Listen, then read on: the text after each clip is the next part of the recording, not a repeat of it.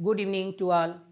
ध्यान दीजिएगा, UP TGT, PGT, NVS, KSBS, DSSB, Bihar शिक्षक भर्ती की तैयारी कर रहे इंग्लिश लिटरेचर से जुड़े हुए सभी प्रतियोगी साथियों के लिए जी देखिए क्या है, question based on the ballot. ठीक है ना, कि क्वेश्चन जो हैं वो बैलेट पर आधारित हैं, आपने पढ़ा होगा।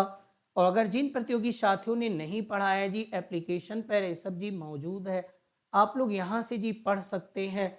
और बैलेट से जुड़ी हुई ये सारी चीज़ें देखिए जी, है ना, एक एक चीज़ को बहुत ही अच्छी तरीके से मैंने आप लोगों को जी पढ़ा रखा है ना, बैलेट के बारे में। ये देखिए जी, ओके, सब कुछ आपको पढ़ाया गया है। और जिन भी प्रतियोगी साथियों ने ना पढ़ा हो उसको जी एप्लीकेशन पे जाके जी कोर्स को परचेज कर लें, वहाँ से जी ये पढ़ सकते हैं।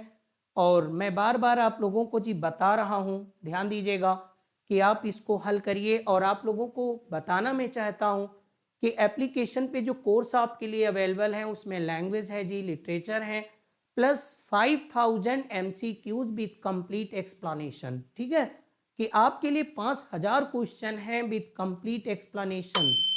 और उसके बाद उसके साथ ही साथ आपके लिए जी 2000 क्वेश्चन की MCQs आपके लिए भी जी हैं टेस्ट सीरीज के मोड पे। आप उसको हल कीजिए, अपने आप को जी टेस्ट कीजिए, अपने उत्तर को सबमिट कीजिए और ये देखिए कि हमारे कितने सवाल सही हैं, कितने सवाल जी गलत हैं। और उसका आप कंप्लीट सोल्यूशन भी पा सकते हैं एप्लीकेशन से। ठीक है ना, तो आप लोग थोड़ा विजिट कीजिए, आप उसको जानने की कोशिश करिए। और नहीं तो आप लोग यहाँ पे जी यूट्यूब पे पढ़ रहे हैं तो पढ़िए, कोई दिक्कत नहीं है। ठीक है, ओके, ध्यान दीजिएगा। कह रहे हैं question based on the ballad. अब बताइए, कहते हैं originally the ballads were written for. अब बताइए, अब ये सब क्वेश्चन आप फट से जवाब दीजिए जी, कि शुरुआत में बैलेट को लिखा गया था एक्टिंग के लिए, कि सिंगिंग के लिए, कि डांसिंग के लिए, कि सिंगिंग एंड डांसिंग दोनों के लिए। अब आपका जवाब आना चाहिए। अगर आप कंफ्यूज हो रहे हैं तो आप यहाँ पे जाके जी आराम से पढ़िए। देखिए, बहुत से विद्यार्थी जब उनको कोई प्रश्न नहीं आता है तो हताशा और निराशा की तरफ भागने लगते हैं। उन्हें कोशिश करना चाहिए। देखिए जी, पढ़ाया गया है, एक एक बात आपको जी बताया गया है। ध्यान दीजिएगा, ये जी देखिए लिखा हुआ है, ओरिजिनली बैलेड वाज सॉन्ग और poem designed to be sung by a wandering professional singers. It was sung from village to village to the accompaniment of a harp or fiddle or professional singer and dancer assembled village where they performed their song and dance received money। अब देखिए जी, song यानी गीत गाते भी, song and dance and received money from audience collectively. Okay, तो ballad is a narrative in nature. देखिए ये सब आपको पढ़ाया गया। Ballad is a long song or poem that tells a story. Ballad एक लंबी कविता होती है, or poem that tells a story, जो एक कहानी को जी बताती है। ठीक है, ओके,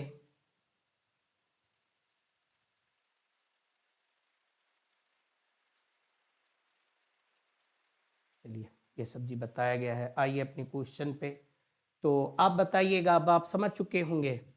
अब पहले सवाल का जवाब आप देंगे, ठीक है ना जी। ओके, दूसरा सवाल, originally ballad was a dance song. मूल रूप से बैलेड क्या था? एक डांस सॉन्ग था। Okay, it was designed to be sung by a strolling. Strolling माने घूमते टहलते हुए, बैंड ऑफ सिंगर यानी जो गायक थे उनकी मंडली के द्वारा, to be the accompaniment of musical instrument, यानी बैलेड को किस म्यूजिकल इंस्ट्रूमेंट के साथ गाया जाता था? लायर, गिटार, मैंडोलिन, हार्प और फिडिल। तो क्या है हार्प और फिडिल? ये मैंडोलिन कहाँ यूज होता है? और लायर, लायर तो जी लिरिक का है। ठीक है ना, और इसको बताइए जी मैंडोलिन किस में यूज होता था? ठीक है, ओके, तीसरे क्वेश्चन पे आप आइए। बैलेट कैन बी,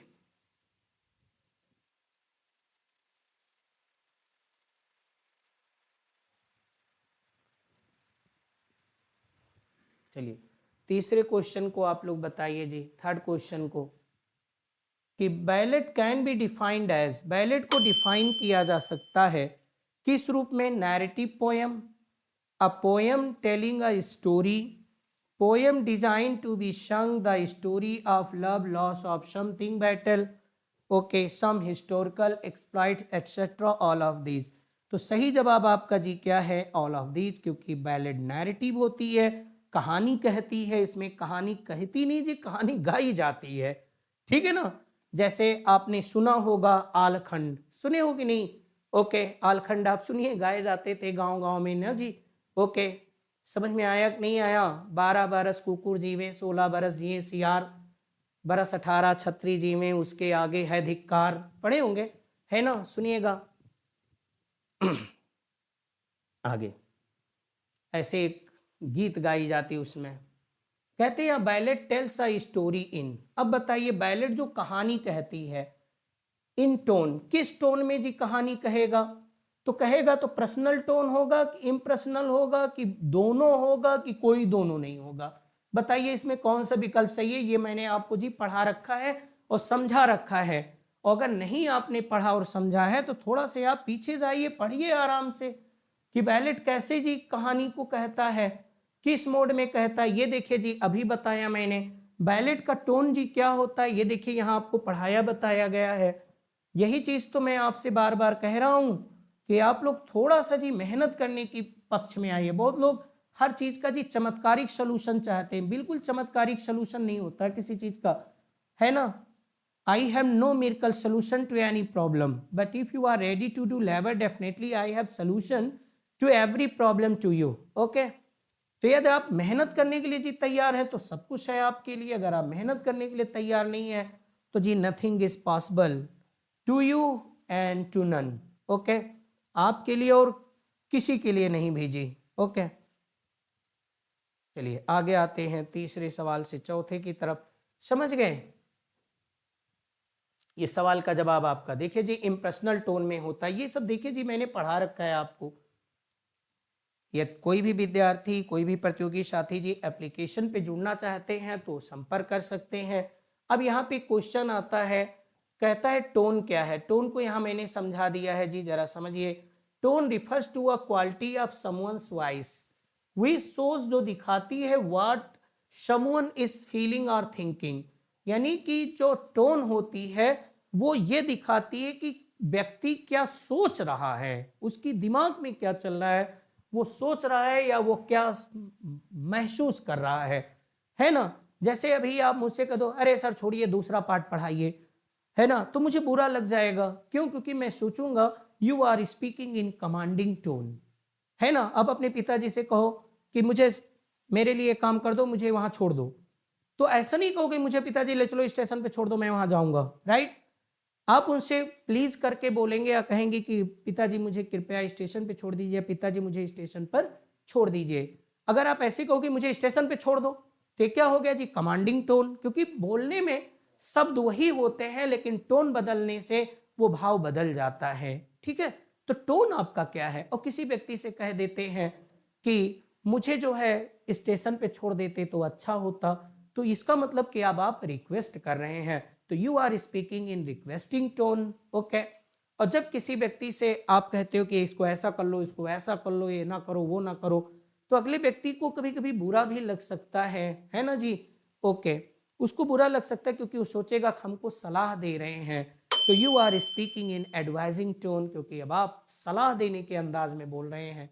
ठीक है ना, तो टोन आपका बदल जाता है ना। और आप किसी से कहते हो, आप मुझसे कहते हो कि सर आपने पढ़ाया बट सर मुझको तो कुछ समझ में नहीं आया, तो इसका मतलब you are speaking in complaining tone, आप एक शिकायत करने के लहजे में जी बोल रहे हैं।